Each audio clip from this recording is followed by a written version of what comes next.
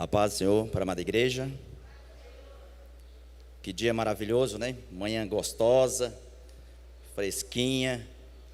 Hoje realmente está uma manhã excelente. E melhor ainda para nós que estamos na casa do Senhor, né? É muito bom ver Deus provendo a necessidade da humanidade, né? Chuva, nós precisamos muito, então Deus sempre está atento às necessidades nossas, né? Então isso é maravilhoso e nós devemos ser grato a Ele por todas as coisas que Ele tem nos feito. Meus amados, nesta manhã nós iremos dar continuidade a esse estudo bíblico, né? Sequencial, didático, sobre a carta que Paulo escreve aos Efésios. E eu gostaria muito da sua atenção, né, à palavra que será ministrada aqui, porque ela terá para a sua vida um peso muito forte na condução da sua vida espiritual. Você veio esta manhã, acordou cedo, certamente para ouvir a palavra de Deus. E Deus certamente, ou com certeza, Ele está aqui para ministrar aos nossos corações. Amém? E é um tempo onde nós necessitamos com toda a força da palavra de Deus para conseguirmos atravessar este momento tão difícil que a humanidade atravessa. E só a palavra de Deus é que nos fortalece para avançar. Então, nesta manhã, eu quero dizer que é uma alegria imensa de compartilhar com vocês, não ensinar, mas de compartilhar porções bíblicas que farão de nós pessoas diferentes, mais fortes, mais confiantes no nosso Deus. Amém, meus amados? Os estudiosos dizem que das 13 cartas que o apóstolo Paulo escreve, a saber, né, Romanos, 1 Coríntios, 2 Coríntios, Gálatas, Efésios, né, 1 Tessalonicenses, 2 Tessalonicenses, Colossenses, Filipenses, vem aí 1 Timóteo, 2 Timóteo e Filemon. A carta que é a coroa das 13 é Efésios.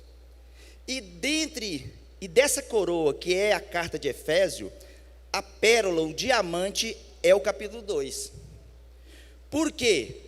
Porque aqui você vai entender que acontece o perdão de Deus ao homem por Jesus Cristo.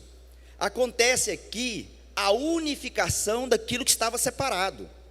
Então, esse capítulo é muito importante. Então, nós precisamos estar atento a isso para que você veja o quão Deus é maravilhoso, o que é que Deus fez por nós.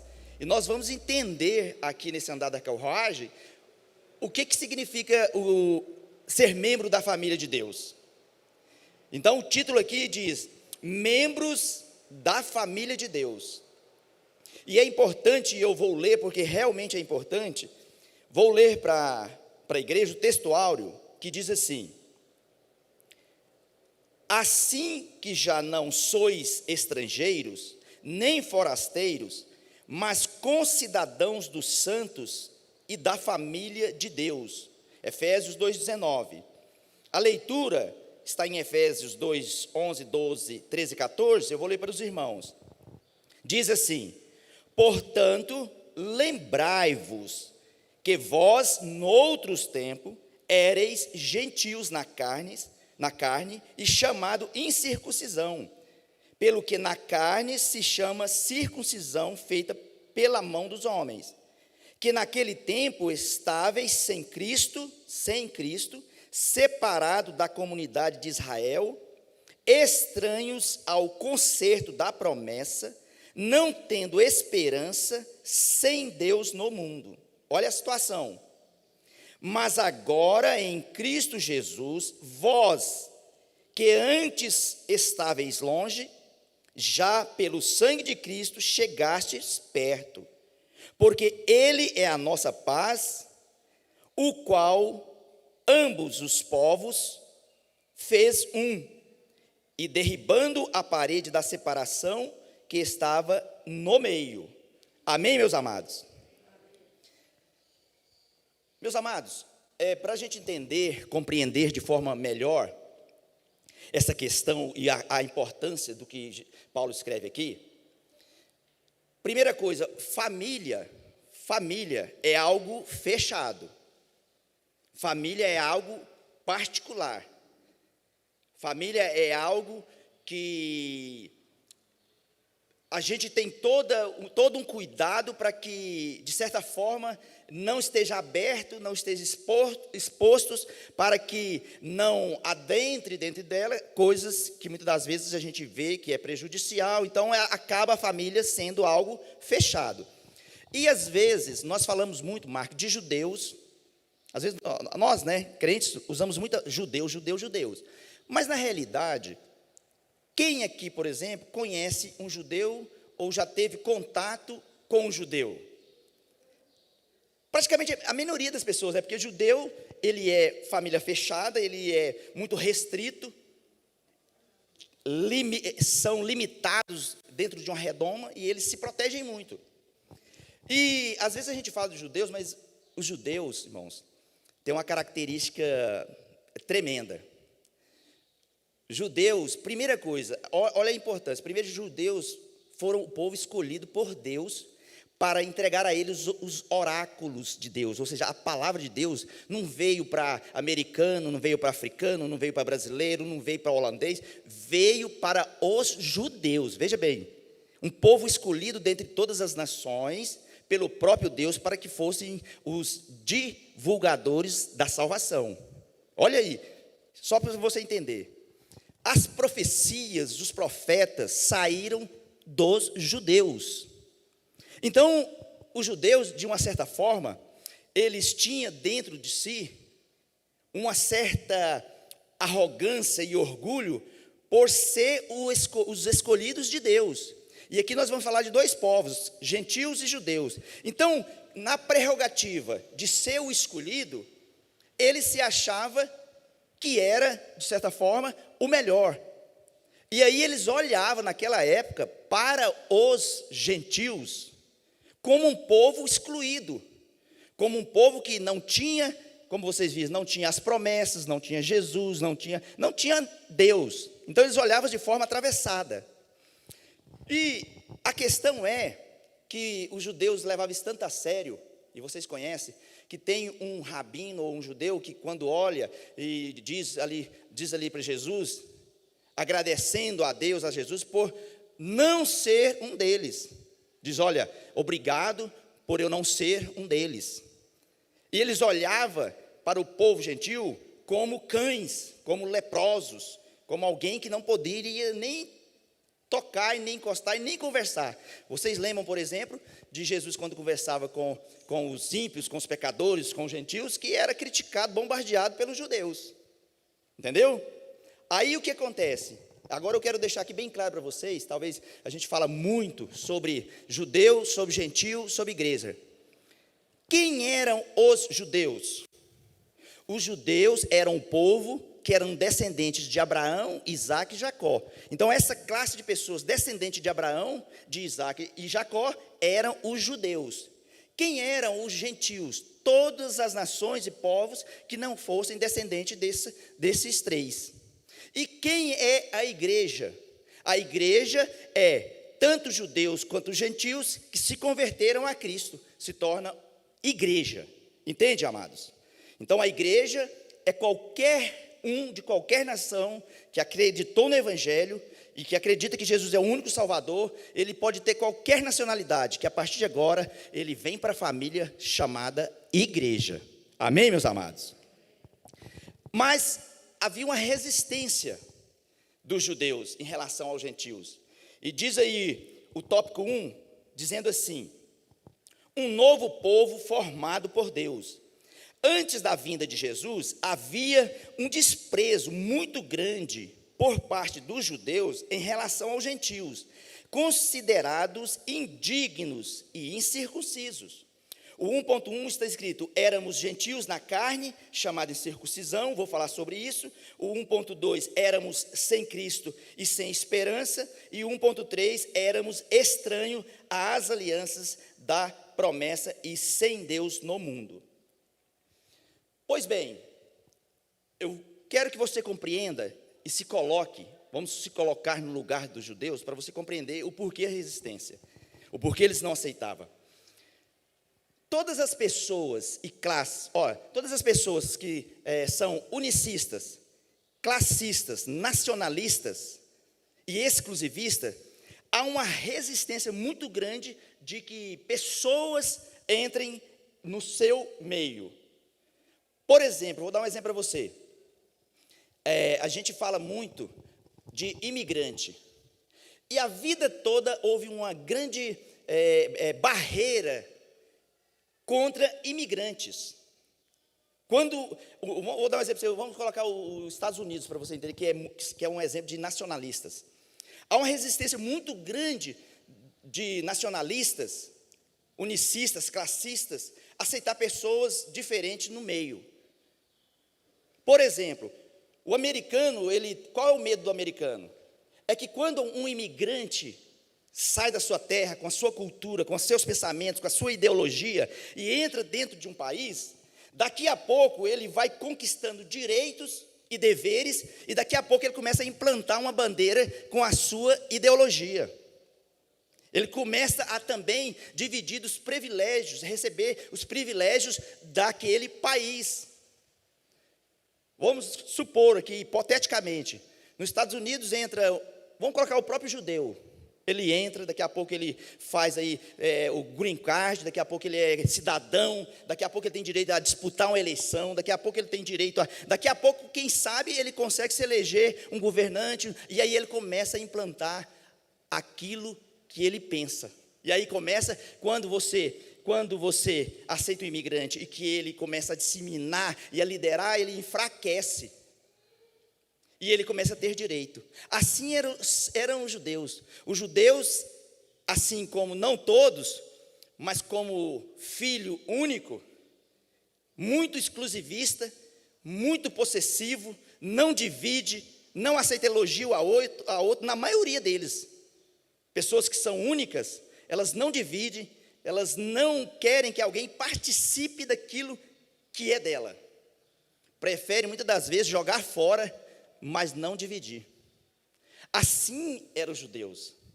Os judeus, quando o povo chega, que eles olham para o povo e eles não aceitam que esse povo faça parte dessa família, que esse povo venha compartilhar. E outra, tem uma questão de família aí, que a grande maioria pensa quando vai. Talvez a gente vê muitas aí pessoas para ser adotada, né? Mas uma das maiores resistências para adotar pessoa, principalmente quando é pessoas de posse, é a divisão dos bens. Uma das grandes forças que pesa é que, digamos que o casal, o pai e a mãe ali, ou a pessoa quer adotar um filho, mesmo que já tenha outros, mas aí quando talvez os filhos vai colocar como obstáculo, dividir aquilo que é deles. Você entendeu? Então, eu estou trazendo para você entender a resistência que os judeus tinham em relação a outro povo participar, a um outro povo fazer parte da família deles, porque eles tinham a bênção de Deus, a promessa de Deus, eles tinham esperança, porque havia uma promessa de um Messias que viria para o seu povo.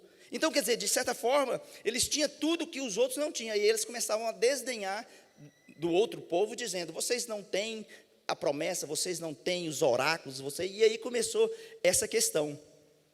Importante dizer para vocês, e aí é uma questão de história, porque essa parte eu gostaria que fosse bem histórica mesmo para você entender, porque é história.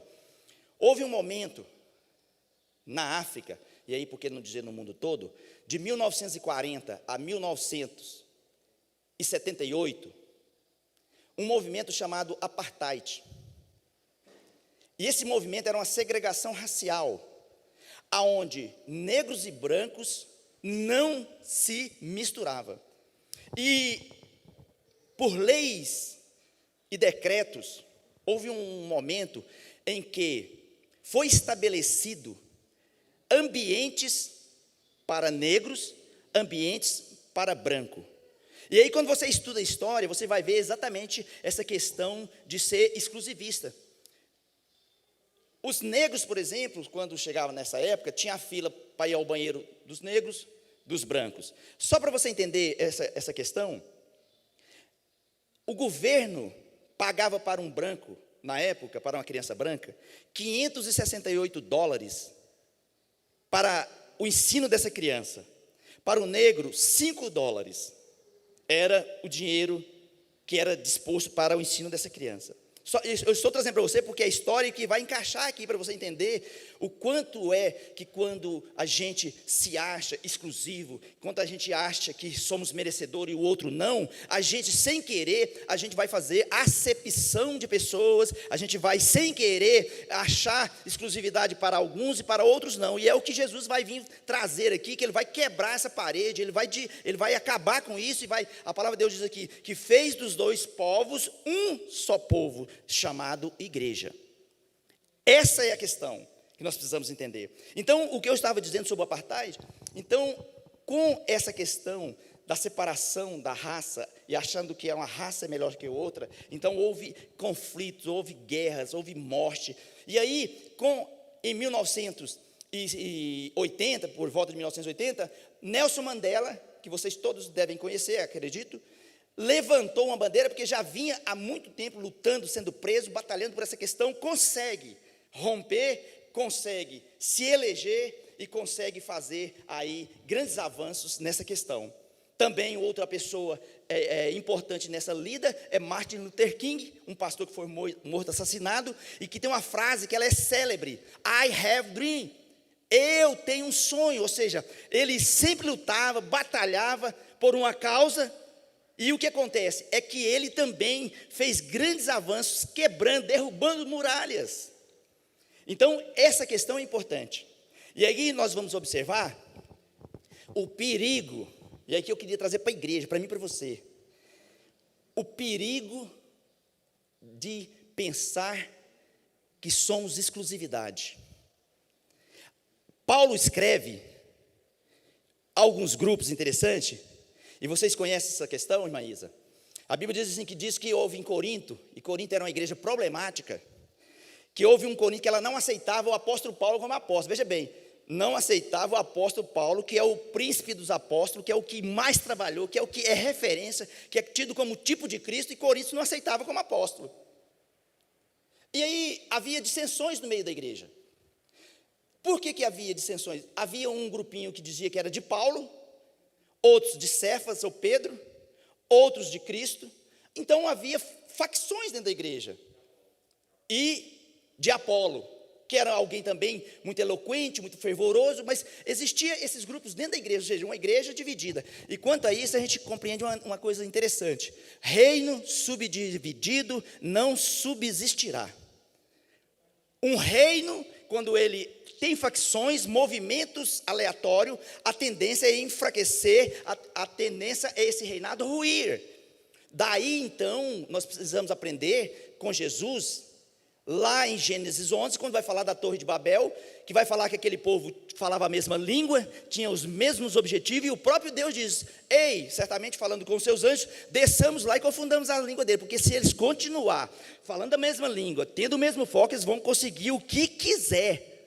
Atos 2, por exemplo, vai trazer a questão da unidade, dizendo que a igreja crescia na doutrina dos apóstolos, na oração, no partir do pão, e tudo era incomum entre eles, ou seja, uma mesma língua, o mesmo foco, o mesmo Deus. E a igreja tem que ser como Ruth diz a Noemi. Olha essa frase de Ruth a Noemi. Quando Noemi diz: Ruth, pode ficar, eu vou sozinha, não tenho condições de te dar um filho, ela diz: não, senhora, o seu povo é o meu povo e o seu Deus é o meu Deus. Esta é a unidade que a igreja precisa de ter. O seu povo, pastor, é o meu povo, o seu povo, irmão, é o meu povo, e o Deus que o senhor serve é o Deus que eu sirvo. Então precisamos da igreja estar unida num só propósito, para a honra e glória do Senhor Jesus. Acabar com a divisão, com as facções. Por exemplo, no apartheid, por exemplo, as pessoas negras ou brancas, quando entravam em um ambiente, elas percebiam um olhar atravessado. Se o branco entrasse no território dos negros, certamente os negros olhariam para ele e diziam: e esse branco, o que ele está fazendo aqui? Dava aquela olhada: aqui não é território dele não, aqui não é espaço dele. Da mesma forma, o outro. O que eu estou querendo dizer com isso? É que muitas das vezes também, nós olhamos para o outro com esse olhar atravessado, e que provavelmente o outro não tem direito. Por exemplo, eu vou falar de mim, para vocês entenderem. Evangelista Daniel, 55 anos de idade, nascido na Assembleia de Deus. Mas eu já tive ocasião, e se você não vigiar, você ainda faz isso. Digamos que você está aqui, você é crente, as promessas são nossas, quem tem promessa de Deus que todos têm, papapá. Aí de repente, olha o que acontece. Você ouve uma pessoa de uma religião espírito-católica, sentado com você e fala, e dizendo assim, vou usar a frase, que eu já ouvi isso: nossa, mas Deus é maravilhoso, ou Deus tem me abençoado. A conversa dos dois, espírita, católico, ou outra religião qualquer.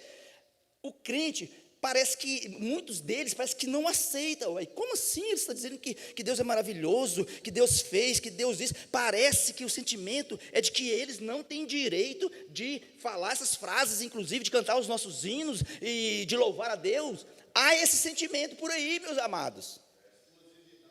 Exclusividade, ou seja, eu não aceito. Como assim ele está cantando o hino? Lembro muito bem que às vezes nós criticamos muito quando quando o padre, qual é o nome dele? Marcelo Rossi começou a cantar hinos. Tem anjos aqui. Meu irmão, teve irmãos que quase desvia, meu irmão, porque não aceita que o outro cante o hino. E deixa eu te falar uma verdade, olha que coisa tremenda. E talvez ele mesmo sendo de outra religião, aquele hino massageia a alma dele. Ele canta porque aquele hino faz bem para ele, aquele hino tem um significado muito importante para ele. E muitas das vezes nós não queremos deixar participar daquilo que é nosso. Muitas das vezes nós temos olhado atravessado. Aí eu te pergunto, se nós não estivermos juntos, compartilhar, como Jesus, sentar, comer à mesa com eles, como encherá a casa de Deus? Se nós blindamos com os nossos louvores exclusivos para nós, com a palavra convergida para nós, com o dialeto totalmente nosso, para quando alguém entra, ele não entende o que está falando, que ele entra sem saber nada, sai pior ainda, porque o dialeto é nosso, porque as promessas são para nós. E Jesus vem aqui justamente para quebrar isso. E Jesus quebra protocolos, nessa questão. E a gente não aprende com isso. Nós não queremos aprender na realidade. Jesus pega, por exemplo, o samaritano ou Samaria, que o povo não se dava bem. Na realidade não era o samaritano que não se dava bem com os judeus, eram os judeus que não aceitavam conversar com o samaritano. Tinha eles como cães, pessoas de uma subclasse religiosa, e Jesus quebra essa muralha. Jesus um dia vai em Samaria, conversa com a samaritana, quebra essa ponte, aliás, cria essa ponte que liga, os judeus ao samaritano.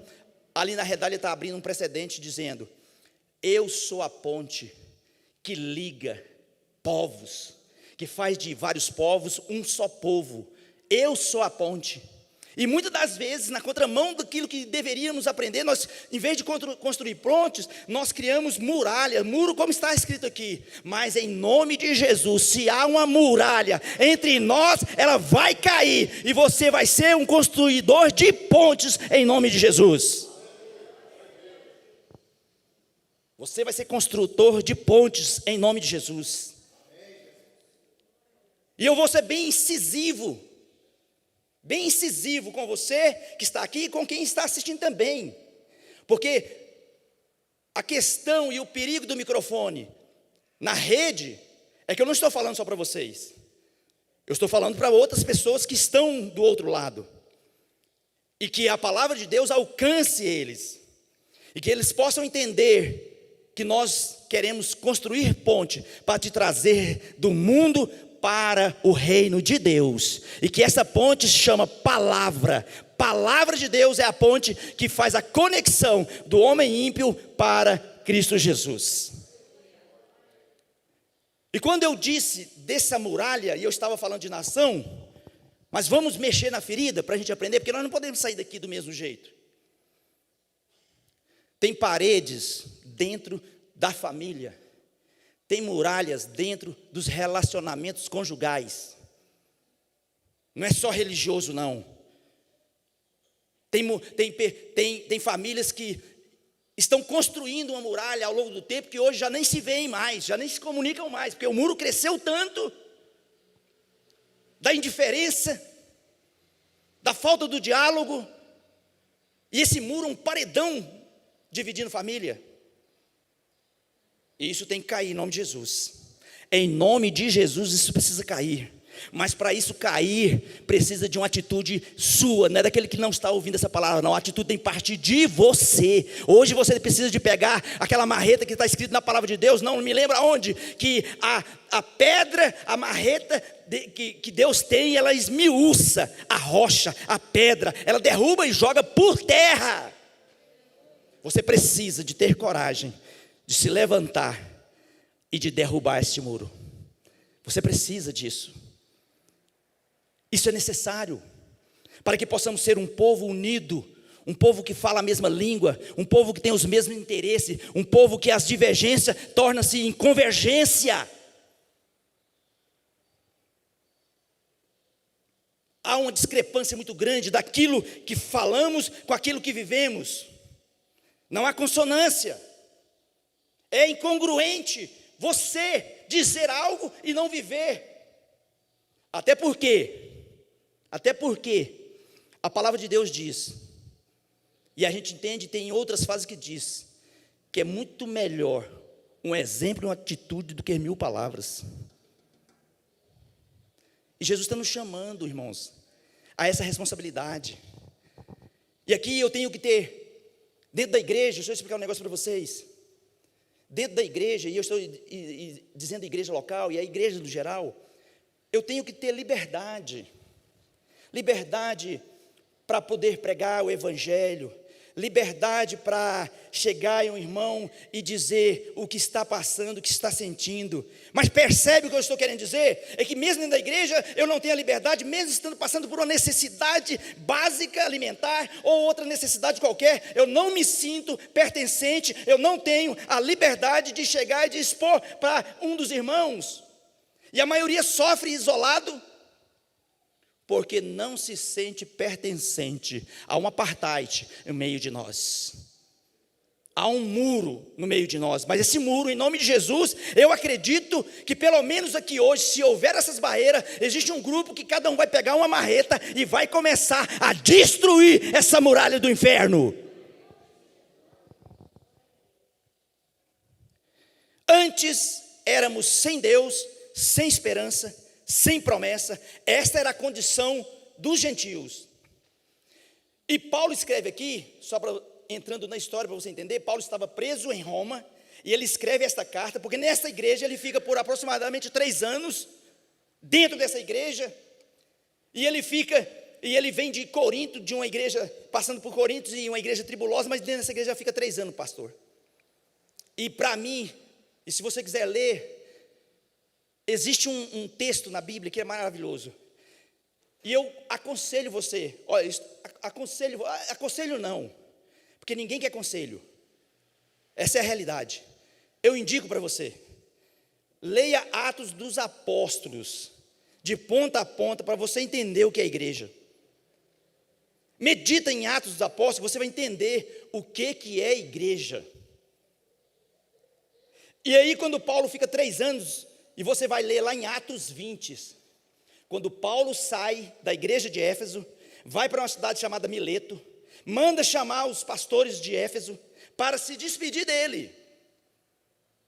E ali é tremendo, porque Paulo começa a dizer que ele deu a vida pela igreja, que ele fez tudo o que ele fez foi para ensinar para eles, e que ele fala uma palavra tremenda, que quando você lê, você chega a chorar. Imagino que Paulo era muito amado, né, pastor, naquela igreja. 3 anos, com aquela sabedoria toda, com aquilo que ele fazia, era um tipo de Cristo, era alguém que ninguém queria deixar ele embora. E aí chega a hora da partida e ele diz: olha, o que eu quero dizer para vocês é que vocês nunca mais verão o meu rosto. Ou seja, eu sei o que me espera. E alguns dizem perseguição, e ele diz: não, mas eu estou preparado até para morrer, contanto que o meu ministério seja concluído. Meu irmão, diz a palavra, que aquele povo chorava, que aquele povo abraçava Paulo, que aquele povo sentia um amor tão grande por Paulo, que não queria deixar ir. Como tipo de Cristo, pastor, eu acredito que Paulo, os discípulos de Emaús teve o mesmo sentimento com Cristo. Não vá, fique mais um pouquinho conosco. Não vá, Paulo, fica mais um pouco. Mas existe uma coisa importante na vida da gente: propósito, promessa e processo. Existe 3P na nossa vida, que eles são muitas das vezes dolorosos. Existe a promessa, mas antes da promessa existe um propósito para a sua vida, e para alcançar a promessa é preciso de passar por um processo.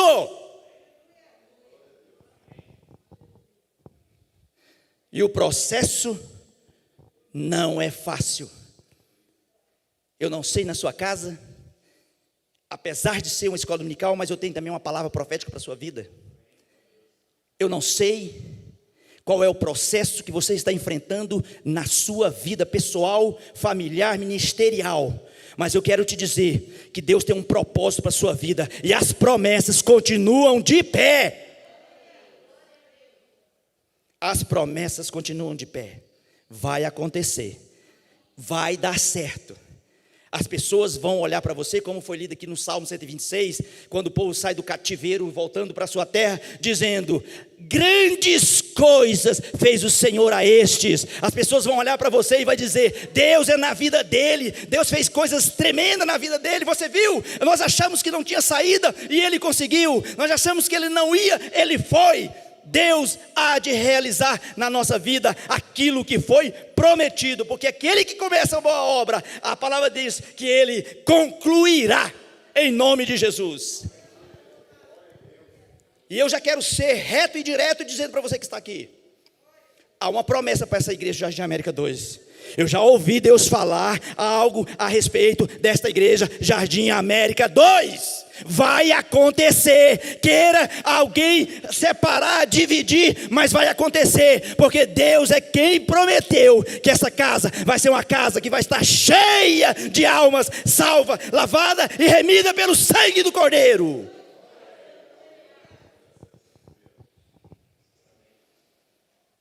Um povo escolhido. Não é o estilo que vocês me conhecem, que eu trago lição, que eu ensino, que eu compartilho, mas hoje parece que Deus está colocando algo, porque precisa ser falado desta maneira, tem que ser sentido, tem que ser compartilhado. Éramos sem Cristo e sem esperança, éramos estranhos às alianças da promessa. Vou perguntar para você imaginar qual era o sentimento que os gentios tinham quando chegavam perto dos judeus. Alguns de vocês já foi em uma festa onde você se sente um peixe fora d'água? Onde você chega e o ambiente meio hostil, parece que não te aceita, parece que você não é bem-vindo. E não precisa ser verbalizado, você não é bem-vindo. Existe uma coisa em nós, amados, que o próprio Deus fez, mas é cientificamente comprovado. E existe um livro específico dizendo isso, de psicologia.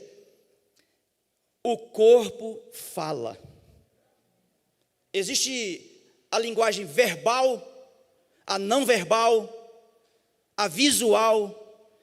E você sabia, eu sei que você sabe, mas o seu corpo fala muito. Tem pessoas que você chega na casa dele, e nós estamos falando aqui de separação. Tem pessoas que você chega na casa dele e quando você abre a porta, A pessoa te recebe e parece que te abraça. Ela não falou nada, mas o sorriso que veio de dentro te abraçou. O sorriso que vem de dentro diz: você é bem-vindo. Eu estou alegre em te receber. Tem pessoas dessa forma, que você chega na casa da pessoa, você se sente tão bem. Ou não só na casa, você chega para conversar com ele. Quando você chega próximo dele, parece que o ambiente é um ambiente favorável. É um ambiente onde você começa a conversar e de repente você esquece a hora, porque é maravilhoso estar com ela. Pessoas interessantes, mas existe também um outro lado. Existe o lado hostil, o lado escuro, o lado negro, camuflado, que às vezes você chega em um ambiente, seja residência, seja festa, seja qualquer lugar, que parece que tem uma placa escrita bem aqui na testa: você não é bem-vindo, você chegou na casa errada, você chegou na hora errada. Hoje aqui é festa familiar, hoje aqui o churrasco é para, e aí eu vou dizer a palavra de Jesus, é para os filhos. Que essa palavra de Jesus foi dura, meu irmão. Você chegou na hora errada. E não se espante, eu não vou espantar e nem vou me surpreender com vocês, porque eu acredito no potencial que vocês têm capacidade para entender. Mas talvez eu esteja falando aqui para pessoas que têm exatamente essas atitudes, tanto má quanto ruim. E a palavra da lição passada diz uma coisa interessante. Quando o povo de Deus, entre aspas, diz: Senhor, Senhor, eu profetizei em teu nome, eu falei, eu curei em seu nome. E Jesus vai dizer: apartai de mim, que eu não te conheço. Você tem todas as características de fazer parte da minha família, você se veste como a minha família se veste, você fala o dialeto da minha família, mas não é pela motivação que deve ser. Eu diria que a atitude é correta, mas o princípio está errado. E uma coisa importante, escute, meu irmão, que Deus une dois povos em um só. Gentios e judeus se tornam igreja. E há quem diga aí que todos os caminhos levam a Deus, que todos são de Deus, e que todos possam estar unificados com Deus. Não é bem assim. Ecumenismo, por exemplo, nunca é uma união que Deus quer. E eu explico para vocês. Podemos ter denominações diferentes, com liturgias diferentes, mas que têm o mesmo fundamento. Aí estamos unidos, o fundamento é o mesmo. Talvez a forma de realizar é diferente. Agora não pode pegar alguém que tem princípios e fundamentos diferentes daquilo que a palavra é, e estar junto e dizer que estamos unidos e unificados. Você só pode estar unificado com alguém que está na mesma base, que é alguém que compartilha da mesma fé. Você só pode estar unificado. E aí, porque hoje, se você perceber, se você deixar as religiões, que é uma tendência da Bíblia, de unificar todas as religiões em uma só, dizendo que todos os caminhos levam a Deus, é mentira. Só há um caminho que leva a Deus. Jesus diz: eu sou o caminho, a verdade e a vida, e ninguém vai ao Pai, a não ser se passar por mim. Provérbios 14, 12, disse o doutor Luiz. Parecem bons, mas o final é morte. Então, o intuito dessa aula, desse compartilhamento da escola dominical, é muito importante. É muito importante. Se as pessoas soubessem o valor, e se elas dessem o devido valor, elas procurariam sempre aprender da palavra do Senhor. Porque a palavra de Deus diz o seguinte: que o povo perece, não é porque não vai na igreja, não. O povo perece não é porque não dizima, não. O povo perece não é porque está em união. O povo perece é porque lhe falta conhecimento da verdade. Jesus diz: examinai as Escrituras, porque são elas que testificam de mim. Jesus diz: errais por não conhecer as Escrituras e o poder que há nela. Então, essa manhã é uma manhã da gente se colocar, se posicionar, de perceber onde é que eu estou, de que lado do muro. Ainda existe um muro, mas eu estou do lado de cá, estou em cima, estou do outro lado. Continuando, estávamos sem reconciliação, e agora nós vamos para o 2. O 2 diz o seguinte, ponto 2. A unidade do corpo de Cristo. Vou ler a primeira parte aqui. A realidade retratada no tópico anterior referente à aliança e aos pactos acompanhados das leis cerimoniais constituíam uma parede de separação entre judeus e gentios. Já falei sobre isso. 2.1 diz: estávamos longe, chegamos perto. Estávamos sem reconciliação e alcançamos a paz. Éramos dois povos e nos tornamos um só povo. Amém? Deixa eu tomar uma água aqui.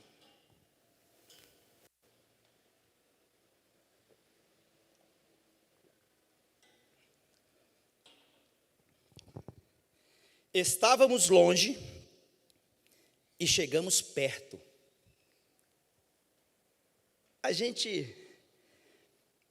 A sensação aqui, e eu vou usar algo bem simples, mesmo bem simplório, para a gente entender. Quando criança, vamos dizer, quando criança, que ia em alguma festa, e às vezes tinha alguém para animar, um animador ali, as crianças ficam doidas. E às vezes tem muita criança, e às vezes ele chegou um pouco atrasado, ele está lá atrás, mas ele fica doido para chegar perto. Ele quer estar junto. A sensação aqui, a sensação e era a realidade, é que os gentios estavam longe das promessas de Deus, porque a promessa não veio para eles, veio para os judeus. E eles estavam longe, eles não tinham acesso. Eles não tinham um Messias prometido a eles. A sensação deles era de desprezo. A sensação deles era de estar abandonado. E a questão abandono, meu amado. E eu gostaria que você... Uma coisa esse tempo eu estava lendo e assim olhando. Uma coisa terrível é que a sensação, e a palavra que eu estava estudando é cuidar. A palavra cuidar, e aí Jesus traz muito essa palavra, Jesus tinha muito cuidado com o outro. Jesus tinha um cuidado extremo. Paulo tinha um cuidado com a igreja extrema. E a palavra cuidar, ela é muito importante. Porque quando você não cuida, você está dizendo subliminarmente que você não tem importância para mim. Porque você só cuida de algo que é importante. Você só se preocupa com o bem-estar de alguém ou de uma instituição quando isso é importante para você. E isso nos pega. Porque muitas das vezes nós deixamos de cuidar daquilo que é importante para nós. Por exemplo, o pastor fala muito sobre isso e ele dá uma conotação muito forte para isso. E que é uma coisa importante, que é a oração. O pastor fala muito de oração aqui, né? Oração, o pastor Breno fala e ora, né? Mas, veja bem, muitas das vezes nós não damos a devida importância para a oração. Não sabendo o poder, não sabendo a importância da oração no reino espiritual. E ouçam bem aqui o que eu vou dizer para vocês, que vai ser importante. Eu li um livro secular, por nome A Tríade do Tempo, e esse escritor traz uma visão, dizendo 3 esferas que as pessoas gastam o seu tempo. Na primeira esfera, ele gasta o seu tempo naquilo que é importante. Na outra esfera, ele traz naquilo que é urgente. E na outra, nas questões circunstanciais. Veja bem, 3 coisas em que a humanidade gasta o seu tempo: nas coisas importantes, nas coisas emergentes, ou seja, aquilo que tem que ser feito ontem, e nas coisas circunstanciais, aquelas coisas que não têm tanta importância, mas eu faço. E aí, para surpresa de todos, irmãos, e aqui eu gostaria que vocês ouvissem, porque isso aí fala muito forte, para a gente perceber onde nós estamos gastando o nosso tempo. As coisas importantes, veja bem, coisas importantes são coisas que requer tempo de qualidade, que requer cuidado, porque ela é importante. E quando as coisas importantes passam para a classe de emergente, é porque as coisas já pegou descendo, é que as coisas já estão muito graves. E, pastor Luiz, eu fiz comigo, eu vou revelar para os irmãos o segredo, e eu gostaria que você uma hora fizesse isso. A maioria, na média das pessoas, gastam de 60% a 70% nas coisas emergentes. O que é as coisas emergentes? Eu preciso pagar uma conta que está atrasada, que vai cortar energia, aí você fica correndo, vai lá. Eu preciso de resolver uma questão lá dos meus familiares, porque eles me chamaram e disse que é urgente, lá que eu tenho que entrar lá, eu tenho que resolver, eu tenho que levar uma bandeira branca lá. Eu tenho que fazer, e você fica correndo as coisas, e as coisas, elas não acabam, as coisas emergentes, porque são coisas que ficaram acumuladas, e que precisam ser resolvidas agora, porque já não tem mais jeito. E se você não resolver agora, a bomba vai explodir.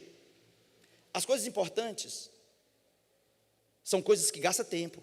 Vou dar um exemplo para você, bem claro. Saúde, por exemplo, é importante. Saúde nossa é importante. Dos nossos filhos é importante. Então é importante. Se é importante, você tem que gastar tempo com isso. Você tem que observar isso. Você tem que cuidar da saúde. Porque se você não cuidar, sabe o que vai acontecer? Ela vai passar do estágio de importante para o estágio de emergente. Sabe, por exemplo, a diabetes, ou colesterol, ou tantas outras coisas, pressão alta, e que você não está nem aí, você ouve falar que isso, meu irmão, isso é importante, faz uma caminhada, ou não, deixa de beber Coca-Cola, ou isso, faz isso, não, e vai levando. Chega uma hora que a diabetes vem forte, chega uma hora que a obesidade, chega uma hora que a taquicardia chega, aí ela já muda de estágio, aí você já vai correr atrás, porque agora realmente ela é urgente, e eu preciso abandonar todo e qualquer coisa para atentar para isso. Sabe os nossos filhos? Quando a Bíblia diz, ensina o teu filho no caminho que deve andar, porque é importante, porque é o ensino que não vai fazer ele sair, se desviar para o mal. Você lembra lá de Deuteronômio, pastor? Não lembro, pastor, realmente Deuteronômio, acho que se não me engano é 28, que diz, olha, ensina teus filhos na mesa, no sentar, na cama, no andar, ensina eles em todo lugar que você estiver, ensina a palavra, porque é importante, porque é algo que eles vão precisar, e aí você não faz, e aí você relaxa, e daqui a pouco o menino começa a se envolver com droga, com prostituição, o menino começa a dar trabalho, aí se tornou emergente, aí você vem para a campanha, você pede oração, você faz coisas que não dá mais tempo muitas das vezes. O que é importante para você? Na vida pessoal, o que é importante para você? Na vida espiritual, o que é que tem importância para você? Não deixe essa importância sair da esfera da importância para a esfera da emergência. E só para fechar, o pastor Luiz vai falar, irmão Daniel, e as circunstanciais? Circunstanciais são coisas que não te levam a nada. Por exemplo, alguém te convida para você ir num lugar que você não gosta, que você não se sente bem, mas você vai para agradar. Isso é circunstancial. Você vai numa festa que você não quer ir, mas você quer agradar. Não é o seu propósito, você não quer, não soma nada. Mas você gasta seu tempo nesse tipo de coisa. Vou dar um exemplo, o que é circunstancial? É você passar 1 hora, 2 horas no WhatsApp, é você passar 1 hora, 2 horas no Instagram, é você gastar o seu tempo, ladrões de projetos, isso é circunstancial. E a média é o seguinte, 70% das pessoas gastam o seu tempo nas emergentes, a maioria gasta nas emergentes, e ainda tem as circunstanciais. Aí você vai perceber que as coisas importantes ficaram para trás. E aí quando você olha, é tarde, já não dá mais tempo de fazer aquilo que você queria fazer, e aquilo que você precisava fazer. Por favor, pastor, só assim eu tomo água. Vai.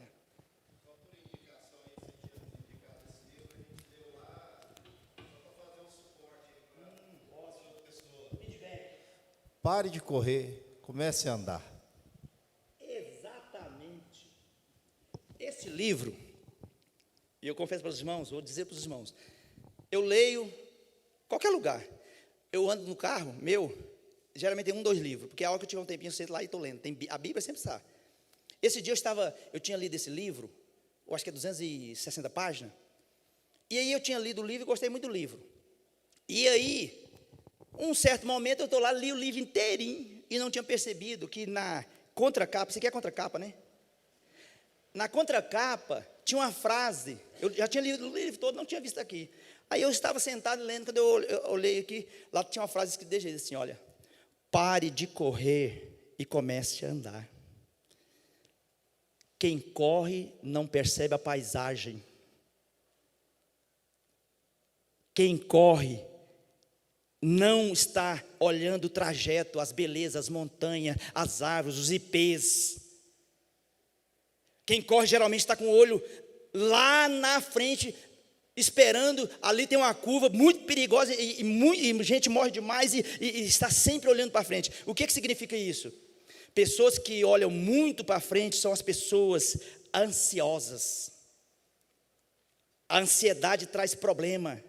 Pessoas que andam e olham a paisagem estão vivendo o presente. E às vezes a gente, irmã Núbia, olha tanto para o futuro que não consegue enxergar o presente. E deixa eu te falar para você, o melhor dia da sua vida, a melhor hora não foi ontem, nem vai ser amanhã.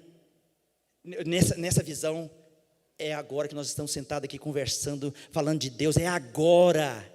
Porque a palavra de Deus, esse tempo real, chama presente, pretérito, passado, presente e futuro. E presente é presente mesmo, é o presente que Deus te deu. São as 24 horas que Deus te deu para você usufruir, para você fazer, para você abraçar, para você chorar, para você fazer o que tiver de fazer e viver com intensidade. E às vezes nós estamos muito preocupados com o futuro, deixando o presente de lado. Vamos acordar para este momento. Vamos acordar para o momento agora. A Bíblia diz lá em João 4, se não estou enganado, 4:24, é chegada a hora e a hora é esta. Deixa eu te falar um negócio. O melhor emprego que você tem é o que você tem, que você precisa valorizar, é o que você tem agora. As melhores pessoas que você tem, é as que Deus colocou em sua volta agora. É o agora. E por isso nós precisamos de agradecer a Deus por ter nos dado este presente, esta manhã. Esta igreja, este pastor, a pastora, vocês, é o melhor que nós temos, que Deus nos deu. Abre os seus olhos, meu amado. Abre os seus olhos. Pastor, eu observo, como eu disse de Paulo quando ele se despediu. Aconteceu já comigo. Às vezes a gente tem um líder. Vou colocar o pastor Brenner aqui. Eu gosto de falar as coisas reais. A gente tem um pastor igual o pastor Brenner. E muita gente não dá valor na atitude, na espontaneidade, na forma de agir, na dinâmica, na juventude. E às vezes não dá. Eu falo para o senhor porque já passou. E às vezes a gente não importa. Ou seja, não estou dando muita importância. Mas quando vai embora, a gente percebe que a gente perdeu alguém muito importante. Isso eu estou dizendo de tudo, pastor. A gente não dá a devida importância por aquilo que o outro faz. A gente não é empático, a gente não se coloca no lugar, e a gente muitas das vezes perde pessoas boas na família, na amizade, porque a gente não deu a devida importância. E quando ele vai embora, aí você percebe, nossa, como ele era importante. Tem uma frase que diz, ninguém é insubstituível, mas tem pessoas que quando sai e vai embora faz uma falta. Meu amado, dê valor nessa pessoa que está hoje do seu lado. Dê valor naquele que está aqui junto com nós no tempo presente. porque com certeza a sua vida vai melhorar e muito, porque existe uma coisa chamada gratidão, e a sensação de quem é grato geralmente traz leveza, porque quando você é grato a alguém, você você entendeu que a pessoa é importante, você disse para ela, você fez com atitude e mostrou para ela que ela é importante, e isso te traz paz, te traz uma leveza. Então que hoje, se houver alguma muralha, como está escrito aqui, que ela seja tombada em nome de Jesus. A muralha das coisas pequenas, das coisas pequeninhas, que ao longo do tempo ela vai se aumentando, de repente acontece divisão, que ela seja quebrada em nome de Jesus. E partindo para o final, e partindo para o 3, o 3 diz o seguinte: o edifício de Deus. 3.1, o fundamento dos apóstolos e dos profetas, nossa posição no edifício de Deus e morada de Deus em espírito. Eu gostaria de trazer uma reflexão aqui que você pudesse procurar entender. Depois de ser um povo excluído, que estava às margens, que não tinha as promessas, que não tinha nada, Jesus, através do seu sacrifício, faz a unificação. Jesus, através do seu sacrifício, une. A palavra de Deus diz que todos pecaram e destituídos foram da glória, não foi isso? Ou seja, houve uma ruptura, houve uma separação, houve uma muralha. Em Isaías, se não estou enganado, 53, está escrito que o que separa nós de Deus é o que? A muralha do pecado. Não sei se é 53, acredito que seja 52, obrigado. Isaías 52 diz, 52? Não. Por gentileza, confirma aí por favor, só para a gente ter a informação correta. E diz que o que separa é o pecado, essa muralha.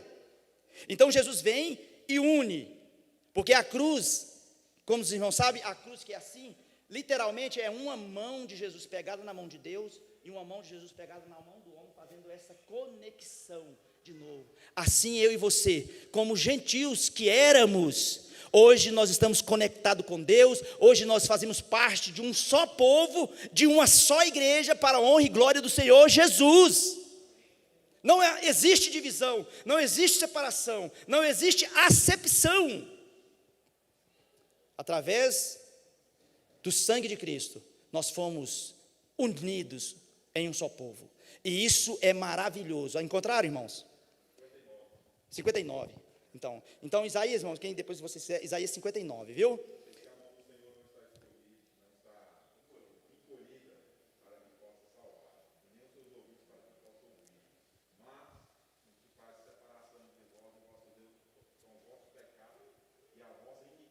Obrigado, viu, irmão Marcos? Obrigado, viu? Que é bom para os irmãos, porque às vezes o irmão vai procurar onde a gente falou e não está. Então, 59, aí 59. Então, meus amados, fundamento dos apóstolos. Então, a igreja cresceu no fundamento dos apóstolos. O que era o fundamento dos apóstolos? A palavra de Deus. A palavra genuína é o fundamento da igreja do Senhor. E a igreja é colocada aqui como edifício. Edifício, aqui no caso, é algo que está em construção. É um prédio que está subindo, que está avançando. E a igreja ainda está nesse processo de crescimento. A igreja ainda está sendo construída. E eu e você fazemos parte, somos literalmente os tijolinhos que vai devagar, porque, deixa eu te explicar, a base ou o alicerce é Cristo, é a rocha. Os pilares da igreja são os apóstolos. Imagina Jesus, só para você entender, imagina um grande prédio, onde a base é Jesus, é a grande rocha, e onde os 12 apóstolos são as 12 colunas, e nós entramos com ali os tijolinhos que vão sendo construídos, e o destino dessa igreja é no céu. E eu e você, em nome de Jesus, teremos o prazer de entrar no Rei, lá no Santo dos Santos, lá no céu. Nós temos essa convicção, que um dia nós iremos entrar naquele lugar, e nós nos ficaremos maravilhados, porque o Senhor Jesus é que preparou este lugar para mim e para você, em nome de Jesus. Nós não estamos aqui por um acaso, nós não estamos aqui gastando o nosso tempo à toa, nós estamos pregando o evangelho que leva o ser humano que crê no Senhor para um lugar maravilhoso, o céu de glória. Aleluia. E, por final, isso é muito importante, e eu gostaria que você absorvesse isso. A palavra de Deus diz o seguinte, no edifício aqui: não sabeis que o vosso corpo é templo do Espírito Santo? Escute isso aqui. Não sabeis, Paulo está dizendo para os gentios, depois de convertidos, porque Paulo era o apóstolo dos gentios. Primeiro ele faz eles lembrar quem eles eram. Vocês estavam afastados, e pela graça do Senhor hoje vocês fazem parte das promessas dos judeus, vocês fazem parte desse povo, vocês são um povo. E aí ele traz como edifício, ele diz o seguinte: não sabeis que o vosso corpo é templo do Espírito Santo? O que eu gostaria que a gente entendesse? Aqui é o templo, né, que nós temos para adorar. E subentende-se que quando você entra nesse templo, o que você encontra aqui dentro? Você encontra palavras de Deus, louvores ao Senhor dentro desse templo. Escuta só. Nesse templo, quando você fala num templo de Deus, você pensa coisas maravilhosas. Profecias, aonde Deus fala, aonde há paz, aonde reina. Mas o que eu quero te trazer é que você, como templo ambulante, existe muitos gentios à sua volta. E o que os gentios vê nesse templo? Esse templo chamado eu está aberto para um gentio angustiado chegar em mim. Ele vai encontrar nesse templo uma palavra de ânimo, ele vai encontrar uma palavra em mim de salvação. Você, como templo, você está com as portas abertas para receber gentios. Você, como templo ambulante, e que Deus diz que é templo do Espírito Santo, você tem uma palavra para as pessoas que estão aí fora? Ou elas estão fechadas, ou elas não vê louvor aí nesse templo, ou ela não vê palavra de Deus aí nesse templo, ela não vê atitude de pessoas que servem a Deus aí nesse templo. Pense nisso. Abra as portas desse templo para pessoas, onde te encontrar, quando estiver angustiada, elas puderem encostar em você e encontrar um verdadeiro templo do Senhor, aonde existe uma palavra de salvação para ela. E só para fechar, Marcos, ouça bem, vou fechar aqui, para você entender que você é templo. Primeira coisa, entenda aí que você é templo, que tem que ter porta aberta para receber, e não fazer acepção, não ter um apartheid para escolher pessoas a qual você precisa se relacionar. Quando Salomão entrega, o pastor Luiz, quando Salomão, 2 Crônicas, eu acho, 14, quando ele entrega o templo, que ele diz: Senhor, aqui está o templo, que a palavra foi de Salomão, construído e tal, mas o meu intuito, meu Deus, é que se o meu povo, quando eles vierem, quando eles pecarem, quando eles fizerem alguma coisa errada, que eles vierem no templo, os olhos do Senhor estejam atentos ao clamor deles. Você está entendendo? Ele construiu o templo e disse: olha, Senhor, quando o meu povo pecar, quando o meu povo acontecer algo, que eles quiserem se arrepender, que eles forem na tua casa, eu quero ter certeza de que eles vão entrar aqui cheios de pecados, sujos, imundos, mas que o Senhor está com os olhos atentos neste lugar, e eles vão receber o perdão, a reconciliação. Eu quero dizer, transferir isso para mim e para você. Você é templo, você precisa estar aberto para quando alguém chegar para chorar, para pedir ajuda, para pedir uma orientação, você tenha uma palavra de Deus para esta pessoa, em nome de Jesus. E só assim a casa vai encher, nós vamos ser pessoas abençoadas, e com certeza Deus fará muito mais por você, em nome de Jesus. Uma salva de palmas ao Senhor, porque Ele é bom, é maravilhoso e é digno de toda honra e de toda glória. Obrigado, meu